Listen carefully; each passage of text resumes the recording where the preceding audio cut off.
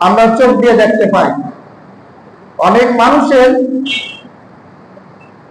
বাহ্যিক দৃষ্টিতে বাহির থেকে দেখলে মনে হয় যে ওনার দুইটা চোখে সুস্থ, চোখ দুইটা দিয়ে দেখতে পায়, কিন্তু তাকে জিজ্ঞেস করে সে বলে দেয় যে হায়ের কপাল বন্ধ, চোখ থেকে অন্ধ। দেখলে মনে হয় যে লোকটা চোখ দিয়ে দেখতে পায়, কিন্তু বাস্তবে কি করে না। আমরা যারা এখানে উপস্থিত আছি, আমাদের প্রত্যেকে চোখ দিয়ে আমরা দেখতে পাই। আমাদের চোখে দেখার শক্তি আল্লাহ তাআলা দান করেছে। আমাদের জবান আছে, আমরা জবান দিয়ে কথা বলতে পারি। আমাদের মতো অনেক ভাই আছে, আপনার আমার মতো তারও জিহ্বা আছে, কিন্তু সে আপনার আমার মতো কি করতে পারে না, কথা বলতে পারে না। কান আছে, কিন্তু কান দিয়ে শুনতে পারে না। তো পায়ের পাতা থেকে শুরু করে মাথার চুল পর্যন্ত সবগুলো আল্লাহ তাআলার পক্ষ থেকে আমাদের জন্য নিয়ামত। এই নিয়ামতের শুকরিয়া যদি আমরা আল্লাহ তাআলার আদায় করি, কি বলেন আদায় হবে? বলেন আদায় হবে?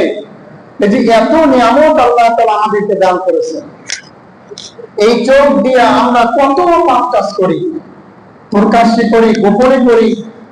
এই পা দিয়ে কত গুনার কাজ করি, এই হাত দিয়ে কত জুলুম করে মানুষের উপর। তারপরেও কিন্তু আল্লাহ তাআলা আমাদের এত অন্যায় করার পরেও আল্লাহ তাআলা এগুলো বরদাস্ত করেন। আমাদের হাত কিন্তু আল্লাহ তাআলা অকেজ করে দেন না। পাপের কারণে আল্লাহ তাআলা আমাদের চোখ বন্ধ করে দেন না। পাপের কারণে আল্লাহ তাআলা আমাদেরকে ল্যাকড়া বানায় দেন না।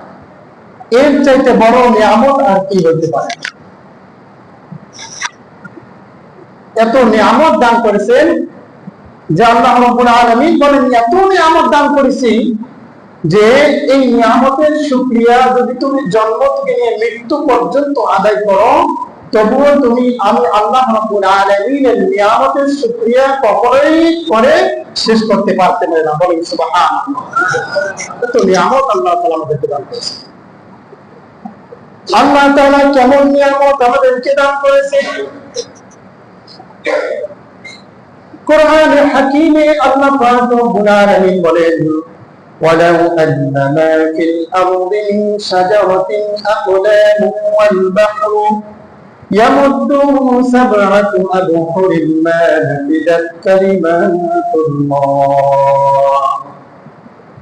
আল্লাহ পাক রব্বুল আলামিন বলেন, পৃথিবীতে যতগুলো গাছ আছে, গাছের ডাল আছে, আর পৃথিবীতে যতগুলো সমুদ্র এবং নদী আছে, সমস্ত গাছের ডালগুলোকে যদি কলম বানাও, আর পৃথিবীতে যতগুলো নদী এবং সমুদ্র আছে, সমুদ্রের পানিগুলোকে যদি কালি বানাও, এই গাছের ডালকে কলম বানিয়ে সমুদ্র এবং নদীর পানিগুলোকে কালি বানিয়ে যদি আমার নিয়ামতের শুকরিয়া তোমরা যদি দেখতে থাকো, তাহলে একটা সময় সমুদ্রের পানি যেগুলোকে কালি বানিয়ে আমার শুকরিয়া আদায় স্বরূপ লিখতে থাকবা, এগুলো একটা পর্যায়ে শেষ হয়ে যাবে, তবুও আমার নিয়ামতের শুকরিয়া আদায় করে তোমরা কখনোই শেষ করতে পারবে না।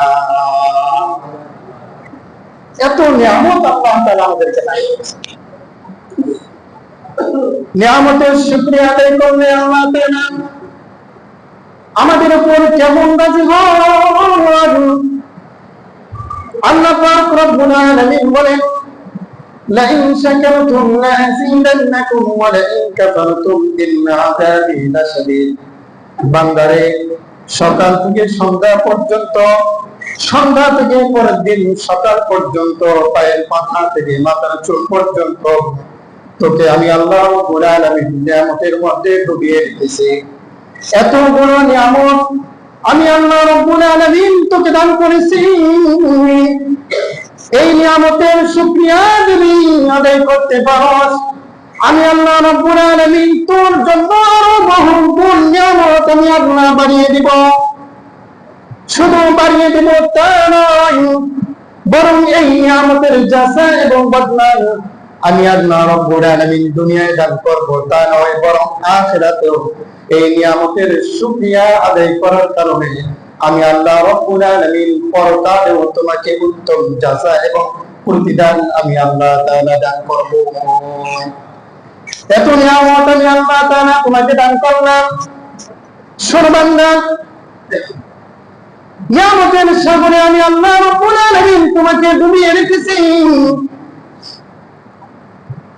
অনেক মানুষকে চোখ দেয় নাই, চোখে চোখ দিয়েছি। অনেক মানুষকে আমি আল্লাহ রাব্বুল আলামিন কথা বলার শক্তি দান করে নাই, তোর মধ্যে কথা বলার শক্তি দান করেছি। অনেক মানুষকে আমি আল্লাহ রাব্বুল আলামিন ল্যাংড়া বানাইছি, কিন্তু আমি আল্লাহ তাআলা তোকে ল্যাংড়া বানাই নাই। তোমাকে আমি আল্লাহ রাব্বুল আলামিন সুস্থ এবং সবল মানুষ তোমাকে দান করেছি। এত নিয়ামত পাওয়ার পরেও যদি তুমি আমার শুকরিয়া আদায় না করো, আমার নাফরমানি করো, আমার অবাধ্যতায় তুমি লিপ্ত হও, মনে রাখবা আমি আল্লাহ রাব্বুল আলামিন তোমার থেকে আমার নিয়ামতকে ছিনিয়ে নিব। আর আমি আল্লাহ রাব্বুল আলামিন তোমাকে কঠিন শাস্তির মধ্যে আমি তোমাকে গ্রেফতার করব। এত নিয়ামত আল্লাহ রাব্বুল আলামিন আমাদেরকে দান করেছেন। এগুলো তো হলো পৃথিবীতে চলার ক্ষেত্রে আমাদেরকে নিয়ামত দান করেছেন, আর সবচেয়ে বড় নিয়ামত আমাদেরকে দান করেছেন পরকালের নিয়ামত। সেই নিয়ামতটার নাম হলো ঈমান। এই ঈমানের নিয়ামত যেমন দুনিয়ার কাজের মধ্যেও আসবে, ঈমান নামক এই মহা দৌলত এবং নিয়ামত পরকালেও কিন্তু আমাদের কাছে আসবে। আল্লাহ রাব্বুল আলামিন যারা পরিমাণ ঈমান থাকার কারণে আমাদেরকে জান্নাত দান করবে।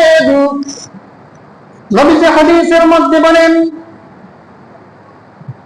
يخرج من النار من كان في قلبه مثقال ذرة من الإيمان। মুমিন বান্দা গুনাহের কারণে, অপরাধের কারণে জাহান্নামের আগুনে জ্বলবে, কিন্তু একটা সময়ে তার গুনাহের শাস্তি শেষ হয়ে যাবে। বিন্দু পরিমাণ ঈমান থাকার কারণে আল্লাহ রাব্বুল আলামিন তাকে জাহান্নাম থেকে বের করে আল্লাহ তাআলা তাকে জান্নাত দান করবে।